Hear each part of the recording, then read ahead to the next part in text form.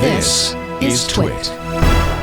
From The Atlantic, this kind of summarizes what is basically happening all over the world. Age verification requirements are kind of coming in Australia and in the UK, and yes, now in the US.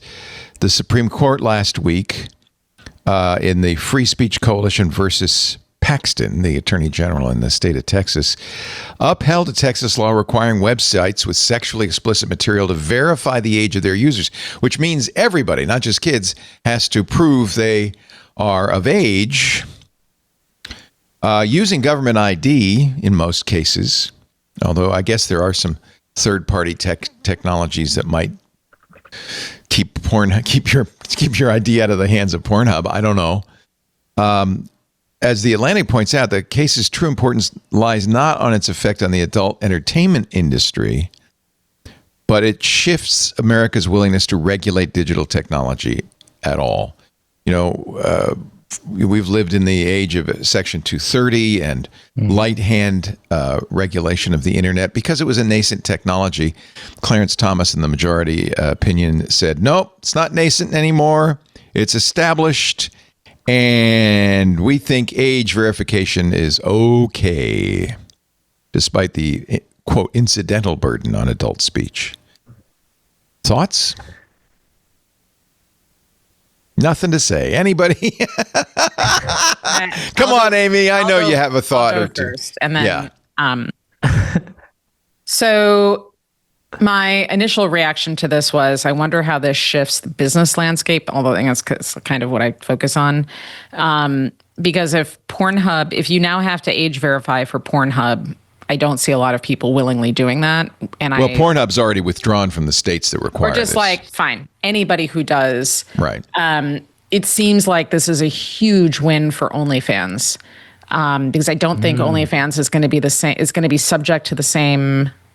Why not? Harder, because it'll be harder to prove. First of all, a lot of the content that you might consider to be totally explicit is behind a paywall, anyways. So how would somebody verify? It's not out there for anybody to see. It's not the same thing as Pornhub. So my initial thought was it'll be easier for them. Like, this is going to be a good time for OnlyFans to build up its business, because any freely available porn is going to be harder to access. But there'll also be, I would imagine, kind of sketch sites that aren't like Pornhub, where they go, come and get us. Right? I mean, imagine there'll be some of that too, right? Right. So that's the main thing. And there'll be also sites that set up, I would, if I were an evil actor, that set this all up just to get the information. That's right. So what this has me, interestingly enough, I'm always worried about monopolistic power and control and centralization of certain things and any government, including our own. And so this seems like perhaps the first reasonable use case for blockchain. So if there was a third party, it's like, of course, porn finally is the thing that makes it take off. They kind of go together in some odd way. Tip of the spear, so to speak. But look, I initially thought about if there's going to be some kind of regulation going forward, which clearly now there can be, and certain states will want it, then it would be a good time for a third party to come in, either clear or some blockchain, something or another, or if Pornhub, that was the other thing I kept thinking, if Pornhub was really smart, they would make their own browser with a VPN built into the browser, and it would be like porn browser. That would allow you, so it's like a little bit of, but whatever. So like you just bypass anything that requires age or ID verification because it's got a built-in VPN. There's ways around and I'll stop as there's obviously lots of ways around this. You just VPN to a different place, but that's out of reach or confusing for a lot of people. So it just seems like, from my point of view, this law seems like it will have mostly negative knock-on effects for the very people that wrote the law, because it's going to open up innovation in all of these other ways. Isn't that often what happens? Is it just channels all that energy? And Clarence Thomas is like chief among them. Don't think about the next order impacts of the arcane and draconian laws that they attempt to create. So, and look, if you go into a bookstore or a news shop and as a kid and try to buy a Playboy, the owner's going to say, "No, kid, get out of here." I mean, we have a normal standard that we don't let kids see the adult content. And I think we had a standard. Yeah. Now it's probably not there anymore. I don't think we really have that. So maybe that's why this is happening, because kids do, in fact, thanks to the internet, have all sorts of access. I don't have any problem with in your mind saying, well, let's figure out a way around this. Problem is, it's not just going to be adult content. It's going to be LGBTQ content. It's going to be political speech that some people don't like. Utah has a minor protection in social media act. It's going to keep kids off social media. California has the so-called age-appropriate design code, which is so poorly written that it could apply to anything. There's COSA. Harper, what do you think? I mean, I think Amy said it well. I don't know if you've ever interacted with young people, but they're pretty good at getting around rules. They're really good at getting around things, as well as they don't have any experience to deal with scams and to deal with bad actors, et cetera. And so I think the big worry that I would have is that this is just going to create more opportunities for people to prey on youth and the people who theoretically this is trying to protect. The other thing is back when NFTs were relevant, there were a lot of people that were trying to put KYC information on chain, so that if you KYC'd one place, you wouldn't necessarily have to KYC at all these other subsequent places that were related or partnered or what have you. Obviously, that is not how fintech works, and so it kind of died on the vine in some regards. But I do think there is opportunities to do verifiable credentials and all sorts of fun, open sourcey sort of web standard ways to solve some of these problems. Of course, none of this legislation is taking that into consideration. And so it's just going to be the worst of any imagination on this stuff, which is always a bummer. Yeah, I think we're hitting this inflection point across multiple technologies and forums for communication where we've had this unbridled, totally open, restrict nothing approach for a really long time. And I think that worked, except that society also changed. And, if I think back to, if you think back now to Janet Jackson and the Super Bowl and the stupid. Oh, God, people were so shocked. And they lost their minds. Yeah. And where we are I think now, still the most rewound moment on TiVo of all time. Oh my gosh! Well, TiVo shortly died after that. Yeah, well, there's no chance for anything to compete now. Yeah. I think this is kind of the problem when you go totally free enterprise, totally, like the market will figure it out, open innovation or nothing. The problem is that that works on paper and that works in math, but that doesn't work in practice because there's a lot of other variables when you involve people, especially young people who are learning how to be human like adults.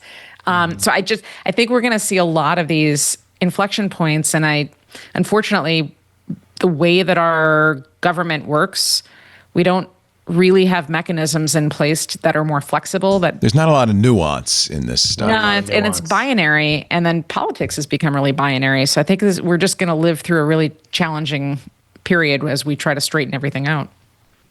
That's what this Atlantic piece written by Alan Z. Rosenstein, who was a senior editor at Lawfare and a professor of law at University of Minnesota Law School, says.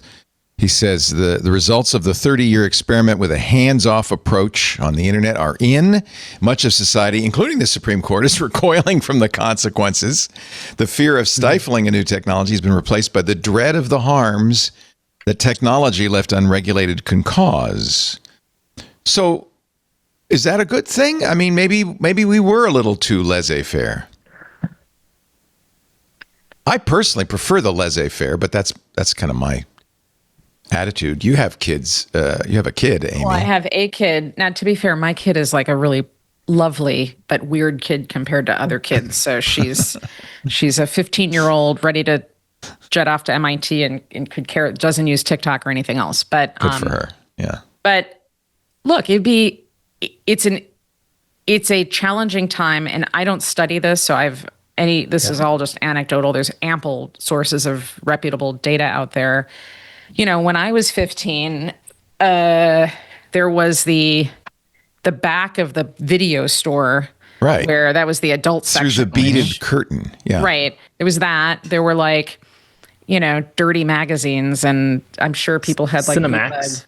That's right. Skinemax. Yeah, I forgot about that. But we didn't have cable, so. My favorite, though, was the friend who had the satellite dishes. Ooh. And you would go over there and you would try and see between the squiggly lines because they didn't quite have the decoder. That's right. To see this weird. That's right. But you could kind of see body parts. Maybe if you looked real closely. Let me just look real closely. But I think what's going on in there? I don't know. But I don't want to sound like a prude or anything, because I'm not. But here's my take on this is you've got readily accessible content. You don't have to have a friend with a satellite or jerry-rig your cable box or anything. So you can have it on your phone in private. And the content is that was dramatically more extreme than it used to be. That's what I was going to say. Right. So the content is significantly more extreme, and you're dealing with kids whose frontal lobes aren't quite working yet. And I just think it sets up. There was actually, do you guys watch Big Mouth? It's a cartoon on I heard it's great. Network. It is it's uneven. The first season was very good. The current and last season addresses free and unfettered content for everybody without regulation or anything at all, no friction content. And the kids the teenagers on the show really, I don't want to spoil it for anybody, but it's a really good explanation of why maybe we should come up with something. But I don't know, Harper, I'm kind of interested because you've been much closer to this than obviously I have. Is there a way to regulate that doesn't stifle speech? I mean, that's the tricky part here, right? Or impair privacy. I don't think that. I don't know. I've been thinking about this a lot for years, really, just because of the KYC thing and having built my career on fintech in many ways.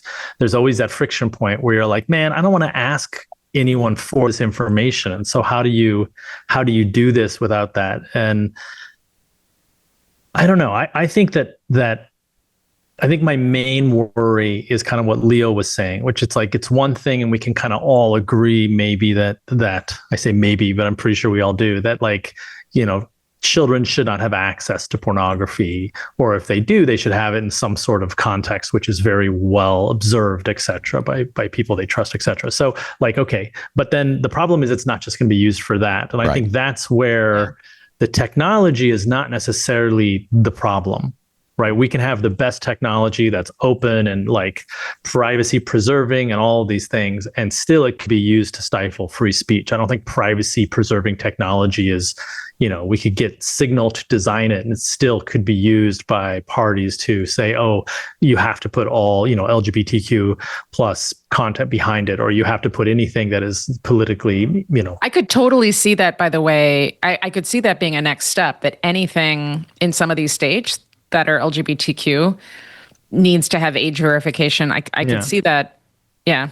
Well, get ready. Australia is quietly rolling age checks for search engines like Google, which we all use.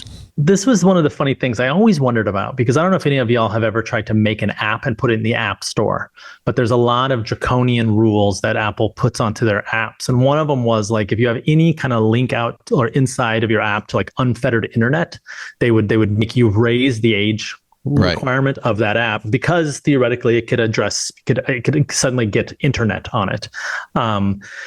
And I just always wondered how this is the same thing with pirated But Safari, by the way, and Safari lets you get anything, of course, at any time. So but I think about this a lot, where people are we have to stop all the torrent search engines, and it's bro, Google is a pretty good torrent search engine, right?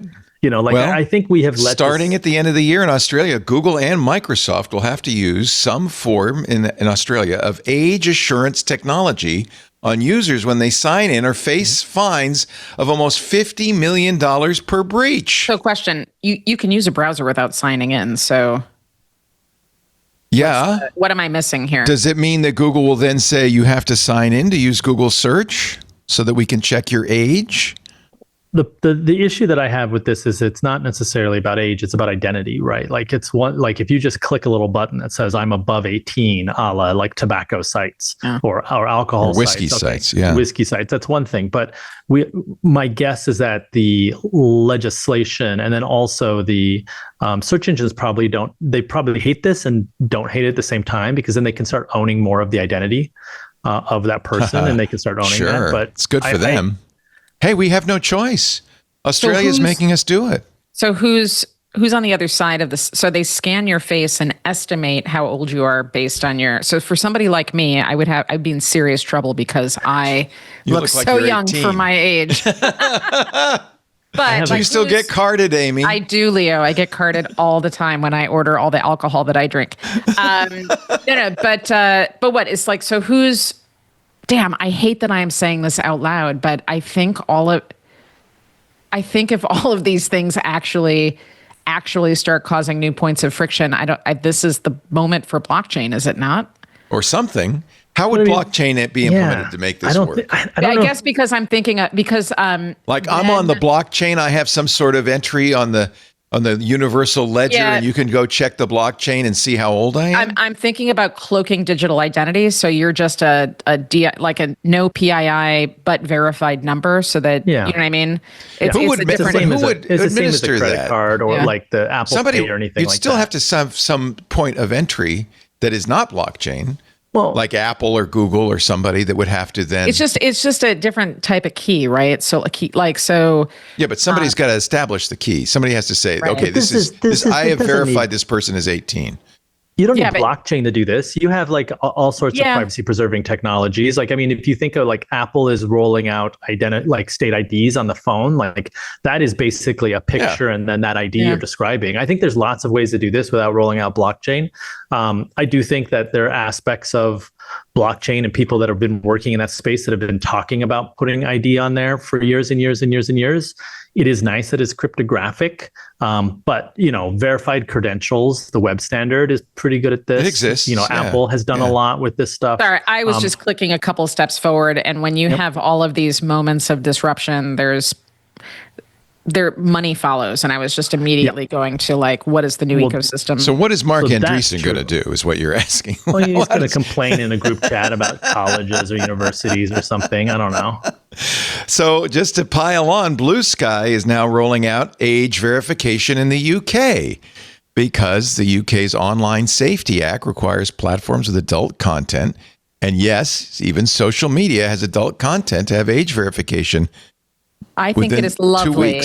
I think it's lovely that Blue Sky thinks that people are using it. Young people are using Blue Sky. I think Blue Sky's big public announcement is taking a page out of OpenAI's. Let's make the announcement first, and then everybody will follow. Right. Yeah. They're going to use something called Kids Web Services, KWS, a parent verification platform, which I think in a way, I like the idea of the parent deciding what's appropriate for their kid. I mean, that's the main problem I have with all of this is who is government to say whether a child is adult enough to experience this? Shouldn't the parent be responsible for that? I know there are lots of loopholes. But yeah, and here's the thing, and because I get irritated every time I hear this argument that it should be the parents. I had to go to a mandatory phone safety class last year, or start of 7th grade maybe. Every parent had to sit through, it was mandatory. Every parent had to sit through it. And it was 4 high school students and their parents talking about how damaging the phones have been, and they wish they wouldn't have started the phones. And my husband and I are sitting there with our couple of other friends, like, we shouldn't have to be here. Our kids don't have phones. Right. Like, you know how easy it is to make sure your kids don't have these problems? You don't give them a phone. Or if your do give them a 16-year-old phone, still doesn't have a cell phone? We finally got her a phone because now she's going to be starting driving and stuff. But there's no social media on it, and But also, this is the plot point of Ferris Bueller's Day Off, right? Like, why is your friend, your parent, that says, "Oh yeah, I confirm that Harper is of age. I am Harper's dad, also Harper." Like, I feel like this is the thing. This is so. Does that mean government should be doing it? No. I think this is fine. I think we should enact all this stuff. It's just going to make a whole generation of hackers. Right. Which I'm happy with. It's going to be people who are good at bending these rules. I like young people and like porn or alt content or whatever is like water down a hill. Right. They're just going to get to the end. Go. Like it doesn't, and that might not be their thing. They might find something else that they like, but they're going to check it out. And you're going to put all these things in front of them and they're going to figure it out. I mean, like you can share a password. There's all sorts of ways to do this. I mean, it was happening when I was in middle school. I'm old enough to remember the days where every parent was trying to install these web blockers and there were many sites that told the kids how to get around it. It was, and the thing is, one person figures out how to get around it. It spreads like wildfire through the middle school, and then it goes out on the internet. There's just no way to stop it. So here's a question. Yeah. So is somebody going to put instructions in ChatGPT to block? So just to further your point, Harper. So like, fine. All these regulations come down, there are all these restrictions. Does that mean that somebody's going to have to change the model or the output or retrain all of these AI systems where they might go next to just teach me how to? I mean, they already do that, right? There's already safety work on that. If you read like Anthropic's safety research, they talk a lot about this kind of thing. Obviously not this thing specifically, but they even talk about the bio risk and all these other things, which are just orders of magnitude different. Like it's just like you're focusing on a different thing. And they do a lot of work to protect it. And I'm sure that if we said, we're banning this word, then they would probably enable the same amount of work that they're doing to ban like Molotov cocktails or hot wiring a car. And then you can use the same tricks that you can to get it to talk about hot wiring a car, to get it to talk about being gay or whatever, other puritanical thing we want to ban in the United States. So I think that there's a lot of, what I think is going to happen, though, which I think is going to be interesting, I really believe that this is how you create hackers, because every story I have of a friend who is like very good at computers starts with something like, my parents were mad at me and grounded me and took away my keyboard. And so I stole a credit card in the AOL chat room, bought a new keyboard, plugged the new keyboard in, and was back to hacking. Like it's like, oh, great.